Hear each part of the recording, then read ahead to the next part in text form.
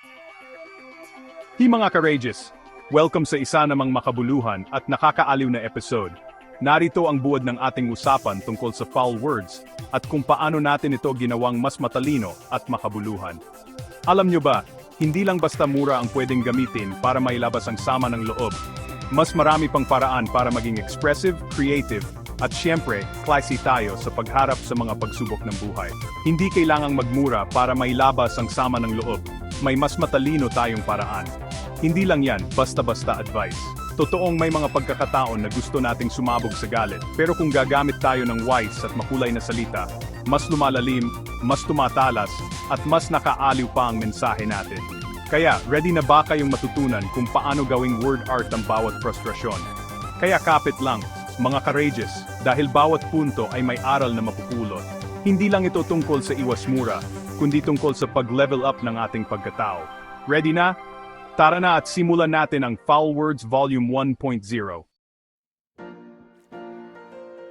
Alam nyo ba, mga courageous, na mas epektibo at mas matalino minsan ang paggamit ng idioma kaysa sa mura? Totoo, kapag galit ka, imbes na magpakawala ng PI ka, pwede mo namang sabihin, parang naglalakad ako sa tulay na walang railing. Diba, mas creative, mas malalim, at mas nakakatuwa pa. Ang dami nating pwedeng gawin sa wika natin, sa pamamagitan ng matalinhagang pananalita, na ipapahayag natin ang nararamdaman natin nang hindi sumasakit ang tenga ng iba. Hindi kailangan ng high blood para maintindihan ka. Kaya the next time na gusto mong maglabas ng galit, try mo mag-experiment sa mga idioma. Malay mo, mas mapansin at ma-appreciate ka pa ng kausap mo. Mas nagiging malikhain ang utak kapag hinahamon natin ang sarili na maging matalino sa pagbitaw ng salita. Imbes na maging typical basher, pwede kang maging word artist. Ang sarap kaya sa feeling na naiintindihan ka na, hindi ka pa nagmumukhang barubal. At higit sa lahat, may aral kang may iwan, ang tunay na matalino, hindi nagmumura, nagmumuni-muni. Hindi natin maiwasan na may mga araw na ang daming negativity. Pero mga courageous, pwedeng-pwede nating gawing mas magaan ang mga salitang yan. Halimbawa, imbes na ang sama ng ugali mo, pwede mong sabihin, parang kang bagyong walang signal number, biglaan at nakagulat. O diba, mas nakakatawa pa at hindi nakakapanakit. Kapag natutunan mong gawing magaan at positibo ang mga negative na salita, parang nagiging chef ka sa kusina ng buhay. Kahit anong sangkap, napapasarap mo. Kung kanina galit na galit ka, ngayon napapangiti mo na ang sarili mo pati na rin ang kausap mo. Ang sining ng pagsasalin ng negatibo sa positibo ay parang magic trick, nakakabawas ng stress, nakakabawas ng tension, at minsan, nagiging simula pa ng magandang usapan. Hindi mo alam, may matutunan pa sa iyo yung nakaaway mo. Sa bawat idiomang ginagamit natin, may aral at inspirasyong naiiwan. Kaya next time, bago ka magbitaw ng masakit na salita, tanungin mo muna sarili mo, paano ko kaya ito gagawing inspiring? Naku mga courageous, alam nyo bang ang stress ay parang hemorrhoids? Masakit, nakakainis, at minsan, hindi mo alam kung paano mo tatapusin. Pero gaya ng lahat ng sakit, may paraan para lampasan ito. Ika na nga, son of a bitching hemorrhoids. Hindi mo kailangang magmura para ilabas ang inis mo. Hanapan mo lang ng tamang idioma. Kapag stress ka, parang may kasamang pasang walang gamot. Pero, ang sikreto, huwag mong gawing kabastusan ang bawat bibitawan mong salita. Mas maganda kung gagamitin mo ito bilang pagkakataon para maging witty at matalino. Di ba mas magaan pakinggan na parang hemorrhoids ang stress ko ngayon kaysa pinana, stressed ako? Ang pagharap sa stress ay parang pagtanggap na may hemorrhoids ka. Hindi mo itatanggi, pero gagawan mo ng paraan para gumaan ang pakiramdam. At syempre, hindi mawawala ang humor. Kasi, kapag natawa ka sa problema, parang lumiliit ang bigat nito. Kaya kahit anong stress ang maranasan mo, tandaan pwede mong gawing makata ang bawat reklamo. At sa huli, matatawa ka rin sa sarili mo. Ang dami nating kilala na paikot-ikot kung magsalita, di ba? Pero, mga courageous, mas mainam talaga ang pagiging prangka at direkta. Hindi mo na kailangan pang magpaka-mysterious, lalo na pag galit o frustrated ka. Isang salita lang, tapos. Kung gusto mong sabihin na mali ang ginawa ng kausap mo, sabihin mong mali. Hindi na kailangan ng cover-up na mura o panlalait. Kapag prangka ka, mas naiintindihan ka agad, wala nang pag-guessing game. May mga pagkakataon na ang pagiging direkta ay mas nakakatulong para ma-resolve agad ang issue. Hindi lang natatapos ang usapan sa basta bahala ka diyan. may action agad. At syempre, mas nababawasan ang misunderstanding.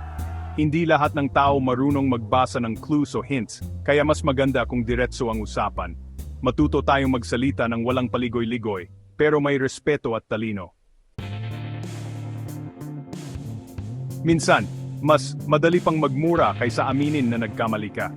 Pero mga courageous, hindi ba mas maganda kung tanggapin natin ang ating pagkakamali at pagkabigo ng may dignity? Oh, nagkamali ako, pero next time, bawi ako. Ganyan dapat, ang pag-amin ng pagkakamali ay hindi kahinaan. Sa totoo lang, yun ang unang hakbang para bumangon at maging mas mabuting tao. Kaysa magmura at sisihin ng iba, mas okay na harapin ang problema at mag-move on. Hindi natin kailangan maging palamura para ipakita ang frustration sa sarili. Pwedeng-pwede nating sabihin na nagkamali ako, pero natuto ako. Ang mahalaga ay yung matutunan natin ang aral, hindi yung magpakalunod sa galit. Maging inspirasyon tayo sa iba sa pagharap ng pagkakamali. Kaysa magmura, magbahagi ng lesson learned. Importante, mga courageous, na matutunan nating mag-filter ng mga bagay at tao sa buhay natin. Hindi lahat ng nakakasama natin ay nakakatulong sa atin. Kung hindi ka na masaya, hindi mo kailangan magmura o magreklamo. Pwede mo namang i-filter out silently. Ang pagiging selective ay hindi pagiging masama. Self-care yan. Kaysa magpakalunod ka sa toxic people, unti-unti mong tanggalin sila sa daily routine mo. Hindi mo kailangan ng foul words para ipakita ang dismay. May mga taong parang background noise lang, di ba? Hindi mo kailangang patulan.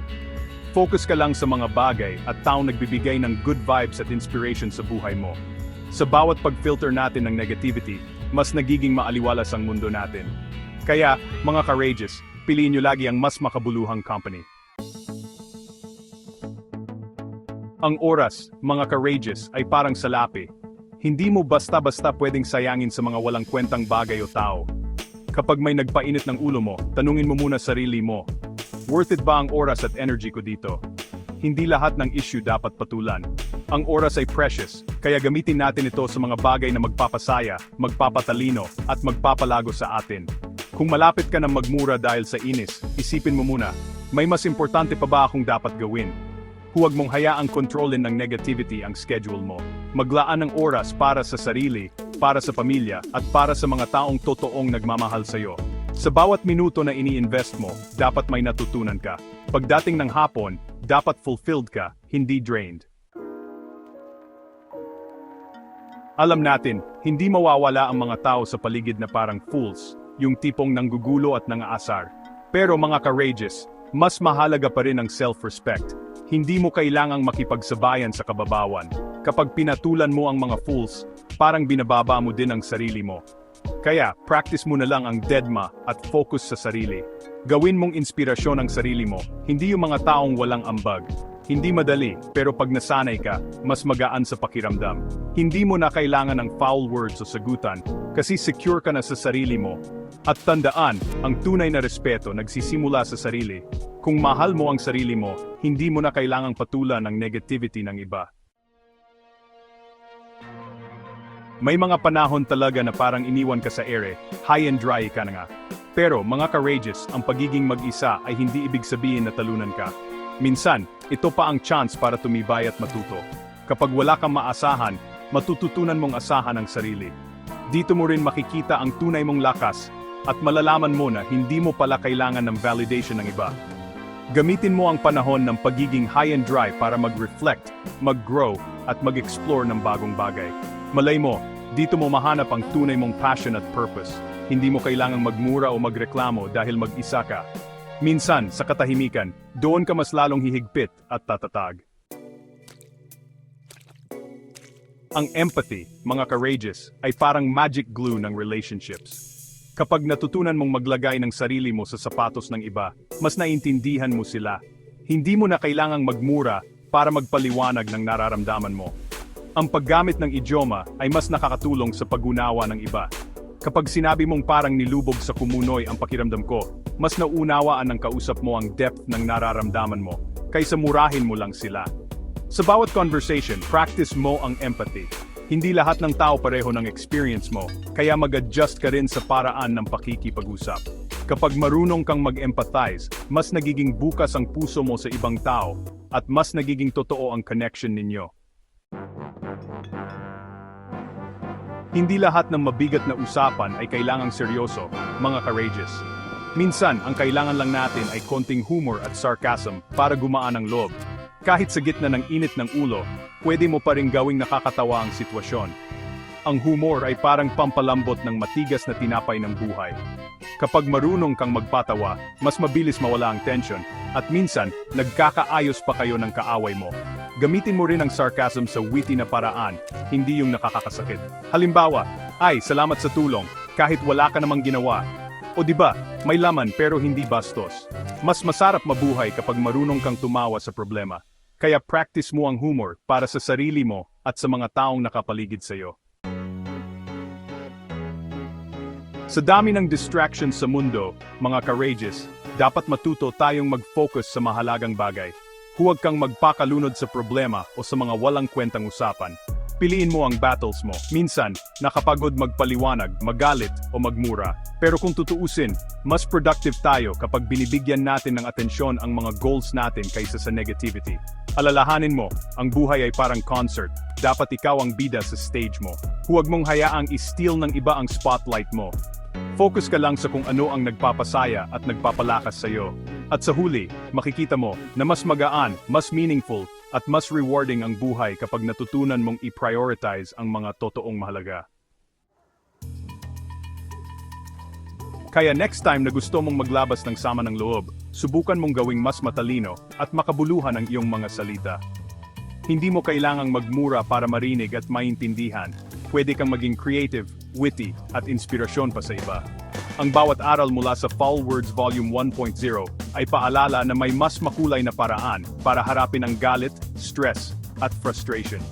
Gawin nating stepping stone ang bawat negative moment para lumago, matuto, at magpasaya ng iba.